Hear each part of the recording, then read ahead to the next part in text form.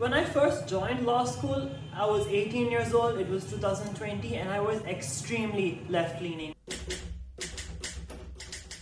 Hi, my name is Krishna. I'm a final year law student, and this is Radio Decidendi, a legal podcast where we discuss every week's controversial legal issues with the nuance that they deserve. Attending one of the most woke law schools in the country, I am surrounded by woke ideology everywhere I go. The left, the Marxists, the anarchists, the agitators, the looters, and people who, in many instances, have absolutely no clue what they are doing. Now, for example, some of the things that these people say is absolutely absurd. So, for example, just earlier this year, in January actually, someone said nonchalantly that if you pray or if you're happy about the commemoration of the Ram Mandir, then you're responsible for genocide. Now, I know that everybody has a lot of different takes on the Ram Mandir issue, especially regarding the constitutionality of it all, the meaning of secularism in this country, and the role of our government.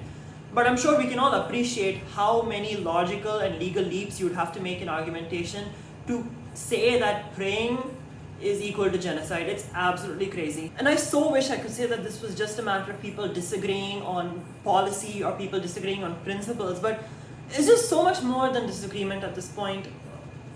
The woke left has actively censored people by ostracizing them for the views they have, no matter how innocuous these views are, even if they're slightly politically incorrect or they challenge the norm at law school. You're deplatformed, you're socially ostracized, and it's essentially censorship. That's why I believe it's all the more crucial that we have a deliberative conversation about law and politics in our society that also pays attention to what the other side of the political spectrum has to say. And that's where me and my podcast come in.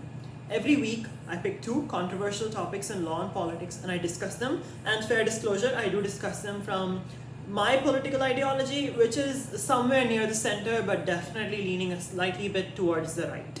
And because I'm not trying to play to any particular political agenda and I'm not trying to be too politically correct here, we can pay attention to something that is pretty important and something that we've sort of lost in our debate on politics all these years.